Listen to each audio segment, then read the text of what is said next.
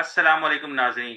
मैं हूं डॉक्टर दानिश अली मज़हर और मैं दोबारा आपके स्टूडियो में हाजिर हूं एक नए इंटरव्यू के साथ। और आज के हमारे जो मेहमान हैं उनका नाम है इंजीनियर एहसन अली। और एहसन साहब जो हैं वो हुआवे में काम कर रहे हैं एज वायरलेस इंजीनियर। उनके पास जो प्रोफेशनल प्रोफाइल है उसमें वायरलेस ट्रांसमिशन, प्रोजेक्ट मैनेजमेंट और 5G जैसे अहम एरियाज पे वो काम करते रहे हैं। आज हम उनसे पूछेंगे कि पाकिस्तान में इस जवानों के लिए क्या कैरियर अपॉर्चुनिटीज़ हैं इसमें। तो एहसन साहब, बहुत बहुत खुशामदीद आपका। कैसे हैं आप? सर, अस्सलाम वालेकुम। बहुत बहुत शुक्रिया कि आपने मुझे इनवाइट किया अपने प्रोग्राम। अल्हम्दुलिल्लाह, अल्लाह का शुक्र। बहुत बहुत अच्छा, ऐसा साहब पहले बताइए ऑडियंस को कि तालीमी जर्नी या प्रोफेशनल जर्नी के बारे में कुछ बताइए। आपने टेलीकम्युनिकेशन इंजीनियरिंग को क्यों मुंतखब किया? शौक था आपको या बाय बाय चांस इस फील्ड में आ गए? सर, सबसे पहले बेसिक एजुकेशन तो मेरी तहसील गुजर खान से हुई और गवर्नमेंट स्कूल से। उसके बाद matric army public school ordnance road Rawalpindi से किया है। और सारी बात है, मैथ में अच्छा था शुरू से ही। इंजीनियरिंग का ही था कि इंजीनियर ही बनना है, यही था। और उस टाइम पे टेलीकॉम सन 2000 में उसका बूम आ रहा था आस्ता आस्ता, और वो एक न्यू टेक्नोलॉजी आई थी इंजीनियरिंग फील्ड में, तो इसलिए इसको मुंतखब किया। तो ऐसे साहब, आपके करियर का वो कौन सा मरला था जिसने आपको प्रोफेशनल डायरेक्शन को सबसे ज्यादा मुतासर किया? सर, जैसे जिस टाइम हमने इंजीनियरिंग की टेलीकॉम, और उस टाइम फील्ड मोबाइल ऑपरेटर जो उनसे हैं ये बहुत सारे आ चुके थे, जो जिसमें जीएसएम नेटवर्क, यूफोन और जैज। और यूफोन उस टाइम अभी नया था, उसमें स्टार्टिंग में ही हमने जैसे स्टार्ट की जॉब। तो हम as a field operation engineer start की, और हम साइटों के ऊपर जाके काम करते थे। तो वहीं से मेरा एक यानी कि कैरियर का स्टार्ट बन गया। और कैरियर वहीं से एक ट्रैक्शन बन गई, जिसको हम फॉलो करते हुए अभी तक उसी ही यानी कि जो जहाँ से स्टार्ट किया था वही फील्ड लेके मैं अभी तक उसी में ही काम। अच्छा, एक आम शख्स के लिए आसान अल्फाज में बताइए कि वायरलेस इंजीनियर असल में क्या करता है। बेसिकली वायरलेस का मतलब तो इसके लफ्ज से ही पता चल रहा है, जैसे कि वायरलेसली आप दूर बैठ के बगैर तार के जो भी एक्टिविटीज हैं वो परफॉर्म कर रहे हैं। अब वायरलेस इंजीनियर की टर्म काफ़ी वसी है। इसके अंदर बेसिकली इस टाइम मैं जो काम कर रहा हूँ रेडियो एक्सेस नेटवर्क है, जिसको रैन कहते हैं, जो कि आपका एक्सेस देता है यूजर को, जो यूई है को मोबाइल बीटीएस बेस्ड ट्रांससीवर के कनेक्टिविटी कराता है। तो बेसिकली वायरलेस इंजीनियर का काम यहाँ से शुरू होता है, यूजर को कनेक्टिव कराना और उसको बैक एंड पे कोर नेटवर्क की तरफ लेके जाना। और इसके दरमियान दरमियान बेस स्टेशन भी है, बेस स्टेशन कंट्रोलर भी है। तो इन सारों को ऑपरेशन करना, इनकी कमीशनिंग कॉन्फ़िगरेशन करना, ये वायरलेस इंजीनियर का काम है। अच्छा, एक रेडियो एक्सेस नेटवर्क इंजीनियर का दिन आमतौर पर किन टेक्निकल एक्टिविटीज में गुजरता है?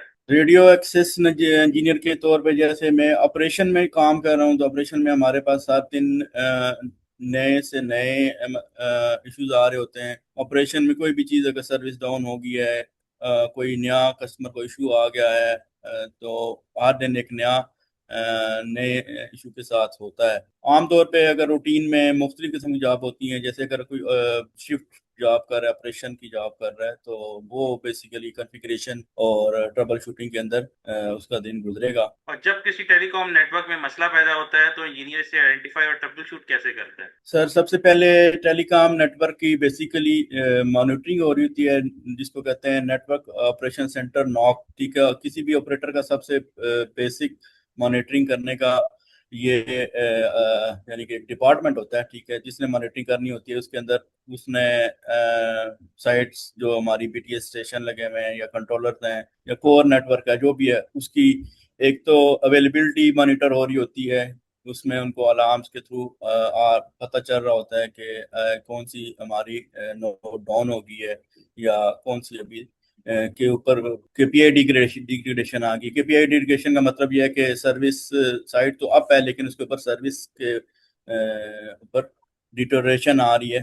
तो सबसे पहले तो नॉक के पास इश्यू आता है। नॉक उसको आइडेंटिफाई करता है कि ये आउटेज है या कुछ और है, ठीक है। फिर नॉक उसको आगे कंसर्न टीम, ऑपरेशन टीम को भेजेगा, ठीक है। और ऑपरेशन टीम में जैसे हम बैठे हुए हैं, हम उसको उसकी मजीद डीप लेवल में ट्रबल शूटिंग करेंगे, और उसको चेक करेंगे कि आया हमारी टेलीकॉम साइट, जैसे फर्ज करें बीटीएस है, बेस स्टेशन है, वो डाउन है, तो उसके अलार्म्स के साथ उसके लॉग्स जो हमारे पास अवेलेबल है उनसे हम उसको चेक करेंगे कि उसकी आउटेज की वजह क्या है, और फिर उसको ट्रबल शूट करते हुए उसको रिस्टोर कर। ये काफ़ी आपने बताया, लेकिन काफ़ी टेक्निकल चीज़ें थी और मेरा ख्याल वो अंडरस्टैंड कर सकता है जो थोड़ा फील्ड से रिलेटेड हो। हमारी क्योंकि इस वक्त जो है इसको काफ़ी सारे लोग ऐसे भी देखेंगे जो टेलीकॉम फील्ड से रिलेटेड नहीं भी, तो अगर हम उनको थोड़ा सा अंडरस्टैंडिंग के लिए कि क्योंकि एक वैसी चीज़ है, टेक्नोलॉजी है, अगर एक मोबाइल फ़ोन से डाटा या कॉल हम इस्तेमाल करते हैं तो सिग्नल हमारे मोबाइल से नेटवर्क तक किस तरह पहुंचता है? बस एक जनरल सा आपने एक लेमैन जिस तरह बताता है उसको इन्फॉर्मेशन के लिए ज़रा सा बताएं।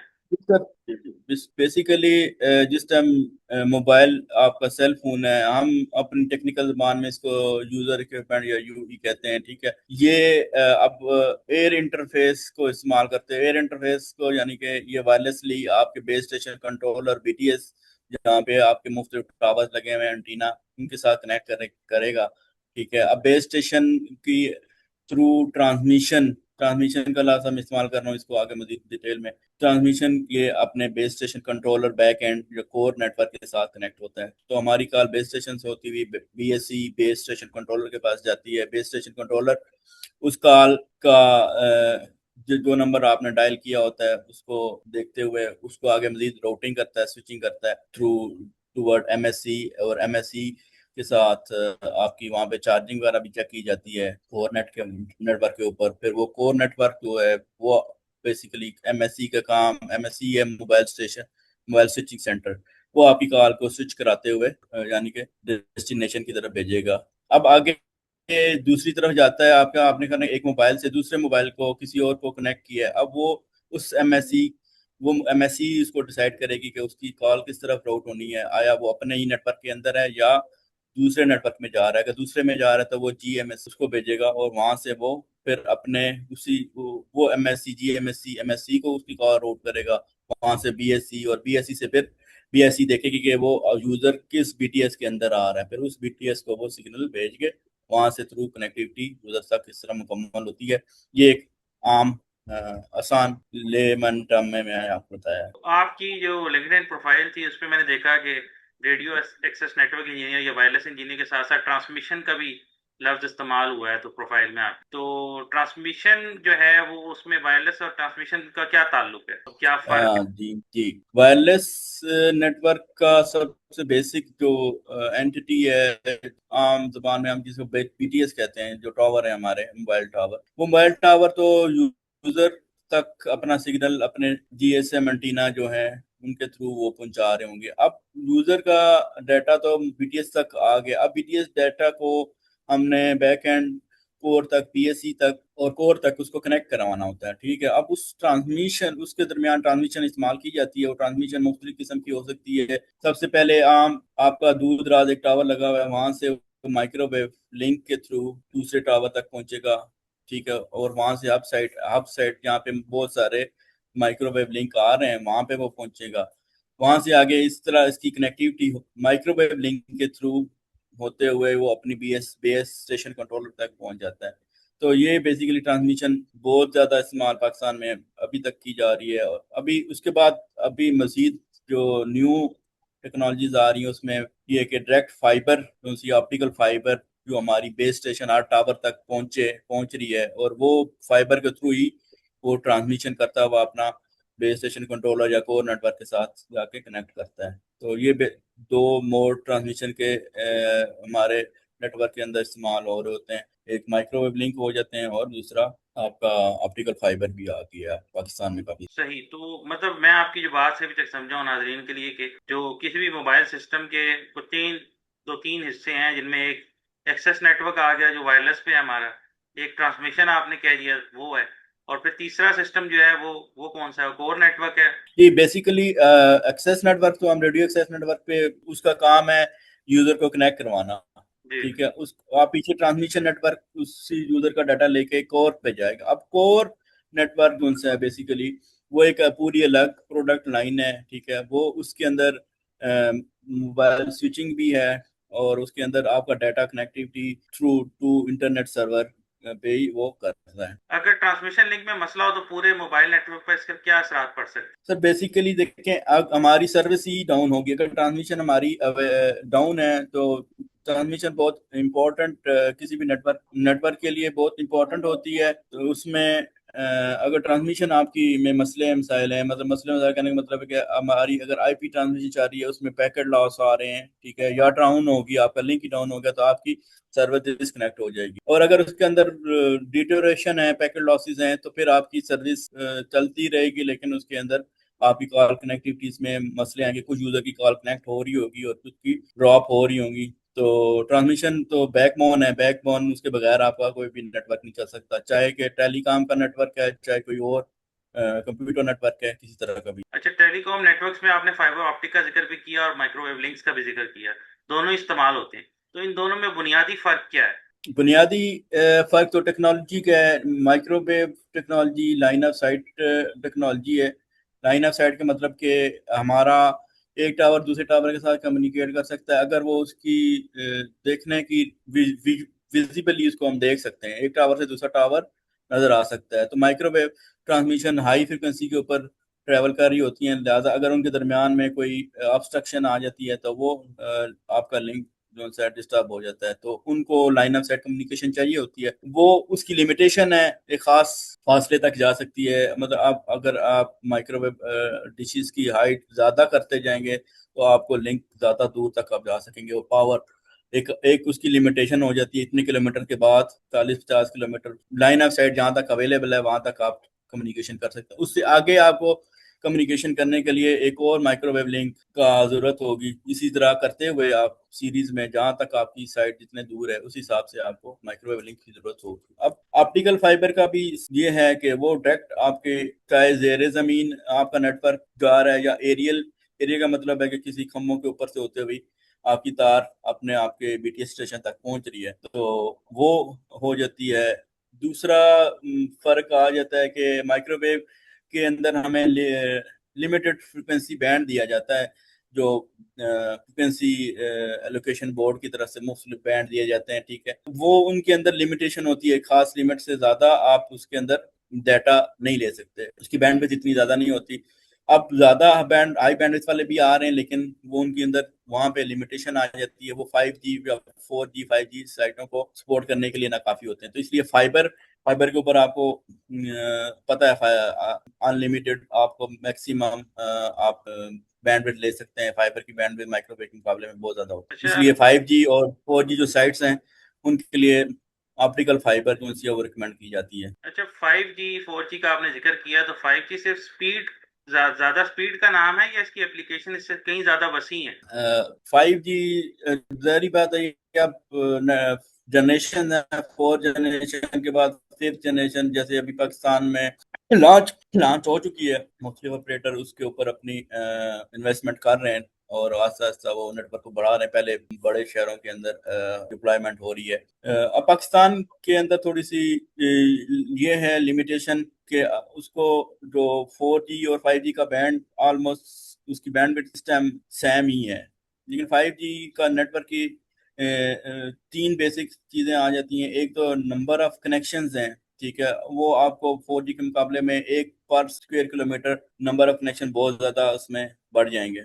दूसरी चीज उसकी आ जाती है लेटेंसी, लेटेंसी डिले, जो कि आपका एक पिंग जो आप करते हैं, एक कॉल दूसरे एंड तक, एंड टू एंड सर्वर तक पहुंचने में कितना टाइम लेती है, तो वो उसका लेटेंसी डिले 4G के मुकाबले में बहुत कम है, 1 मिली सेकेंड वो उसका टारगेट है जो स्टैंडर्ड का। और तीसरी चीज आ जाती है कि उसकी स्पीड है, थ्रूपुट है, तो वो भी 4G के मुकाबले में अगर सेम ही, अगर आप बैंडविड्थ लेते हैं, अगर फर्ज करें 100 मेगाहर्ट्ज 4G के ऊपर ले रहे हैं और का बैंड आपको मिला हुआ है, कि अगर वही सेम बैंड वो 5G के ऊपर इस्तेमाल करता है, तो वो टेक्नोलॉजिकल डिफरेंस के एडवांटेजेस हैं, जिसकी वजह से 5G के ऊपर आपको ज़्यादा स्पीड भी मिलेगी और आपको लेटेंसी भी कम मिलेगी। अब लेटेंसी कम होने का मतलब ये है कि आप रियल टाइम के अंदर कम्युनिकेशन कर रहे होते हैं, जैसे आपकी ऑटोनमस गाड़ियां हैं, ठीक है, उनको रियल टाइम के ऊपर आप रिमोटली, क्योंकि आपके पास डिले बहुत कम होगा, आप रिमोटली इसको कंट्रोल कर सकते हैं। तो ये इसके बहुत सारे फायदे हैं। अभी पाकिस्तान में लॉन्च हो रहा है, तो हमारा पाकिस्तान में हम लोगों का कंसेप्ट था कि डाटा कितना ज्यादा आ रहा है। ठीक है, डाटा तो 4G और 5G के दरमियान हो सकता है आपको इतना डिफरेंस ना फील हो, लेकिन जैसे ही नेटवर्क बनेगा तो उसकी और एप्लीकेशंस आएंगी, इंटरनेट ऑफ थिंग्स हैं।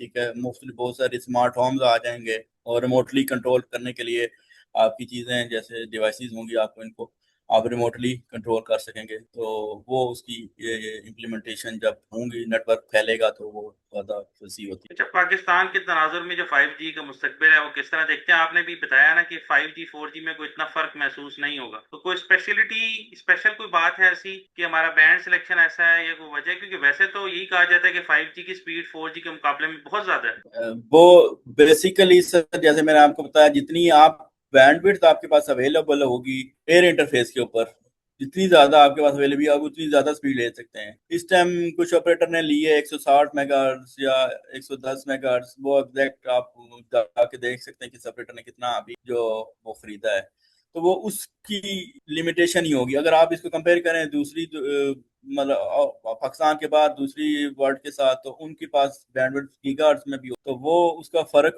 इसी लिमिटेशन की वजह से आपकी स्पीड में फर्क रहेगा। अच्छा, आपने को 5G BTS अभी तक को इंस्टॉल किया हो या देखा हो तो उसकी क्या कवरेज एरिया उसकी कितना होता है, एक BTS का या एक सेल का उसका?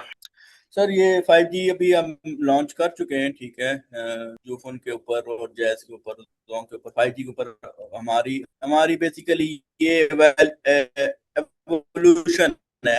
एवोल्यूशन ये है कि 4G, उन्हीं 4G की साइटों जो आपकी साइट लगी हुई है उसी के अंदर ही आपने 5G को भी ऐड कर दिया है। ठीक है, उसमें ये वहां पे 4G भी चल रही है और साथ में 5G भी चल रही है। तो अभी जो पाकिस्तान में नेटवर्क चल रहा है उसके लिए उसको 5G की नेटवर्क को चलाने के लिए 4G का होना जरूरी है। अगर उस साइड के ऊपर 4G नहीं है तो 5G नहीं चल सकती। ये अभी नेटवर्क आर्किटेक्चर ये ऐसा ही इस्तेमाल किया, नॉन स्टैंड अलोन इसको कहते हैं, क्योंकि 4G के ऊपर डिपेंड करती हुई आपकी सिग्नलिंग 4G लेके जा रही होती है और डाटा 5G के ऊपर आ रहा होता अच्छा, आपने प्रोफेशनल स्पेशलिटीज में प्रोजेक्ट मैनेजमेंट भी शामिल है, तो टेलीकॉम प्रोजेक्ट को कामयाबी से कंप्लीट करने के लिए टेक्निकल स्किल्स के अलावा प्रोजेक्ट मैनेजमेंट की कितनी अहमियत है? है। सर प्रोजेक्ट मैनेजमेंट तो बेसिक किसी भी प्रोजेक्ट को करने के लिए, चाहे टेलीकॉम का है चाहे कोई और है, प्रोजेक्ट मैनेजमेंट की स्किल्स होना बहुत ज़्यादा जरूरी है।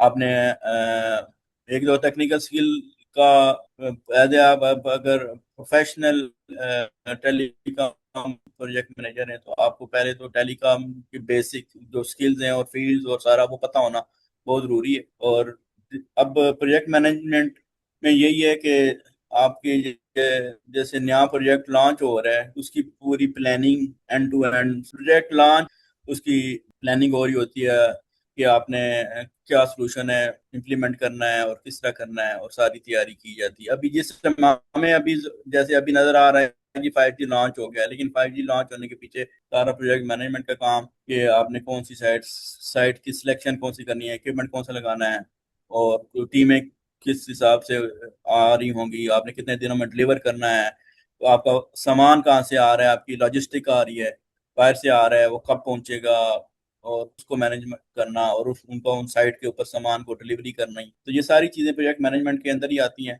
तो अब वो प्रोजेक्ट मैनेजमेंट बहुत ज़्यादा इम्पोर्टेंट है, खसूसन डिलीवरी के लिए। और डिलीवरी के बाद ऑपरेशन का जो पार्ट है, मैं ऑपरेशन में जैसे कि काम कर रहा हूँ, ऑपरेशन में प्रोजेक्ट मैनेजर का बहुत बड़ा रोल होता है। कस्टमर के साथ न्यू जो डे टू डे लेवल पे इश्यूज चल रहे होते हैं और जो कस्टमर की रिक्वायरमेंट्स होती हैं उनको पूरा करने के लिए प्रोजेक्ट मैनेजमेंट काम करती है। अच्छा एहसन साहब, आपका वक्त भी बहुत कीमती है और मुझे लग रहा है पहले भी इंटरव्यू से पहले भी आपके पास कॉल आ रही थी और अभी भी लग रहा है कि ऑफिस की तरफ से रिक्वायरमेंट है कोई, तो मैं बस हम जी, अप करता हूँ अपने इंटरव्यू को। आप क्या कहते हैं, कोई टेलीकॉम इंजीनियर जिसके पास अभी को टाइम थोड़ा सा हो या 5-6 महीने में कोई स्किल सीखना चाहे तो उसे क्या स्किल सीखनी चाहिए, क्या मशवरा देंगे आप इस हवाले से? टेलीकॉम में अब सबसे पहले अगर टेलीकॉम में की मुख्तलिफ फील्ड्स हैं। ठीक है, अब उसके अंदर ट्रांसमिशन जैसे हमने बता दिया, रेडियो एक्सटेंशन नेटवर्क आ गया, कोर आ गया।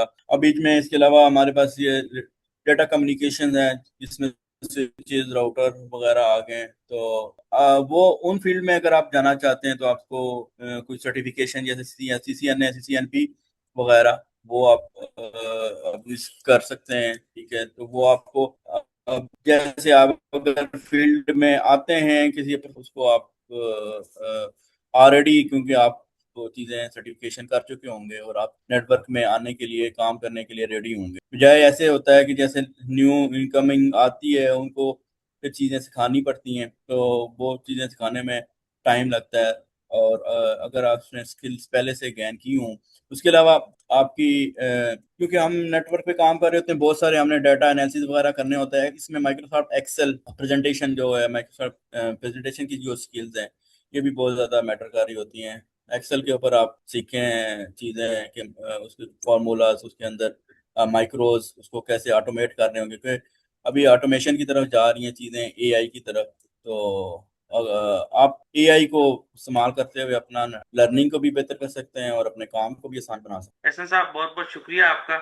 आपने प्रोफेशनल एक्सपीरियंस और हैं। जी टेक्निकल इंसाइट हमारे साथ शेयर की। आज की गुफ्तगू से हमें ये समझने का मौका मिला है कि वायरलेस इंजीनियरिंग सिर्फ मोबाइल सिग्नल तक महदूद नहीं, बल्कि ट्रांसमिशन, 5G नेटवर्क सपोर्ट और प्रोजेक्ट मैनेजमेंट से भी गहरा ताल्लुक रखता है। बहुत बहुत शुक्रिया एहसन साहब आपका। Sir, thank you sir. इंशाल्लाह ताला नाज़रीन, फिर किसी इंटरव्यू के साथ मिलते हैं।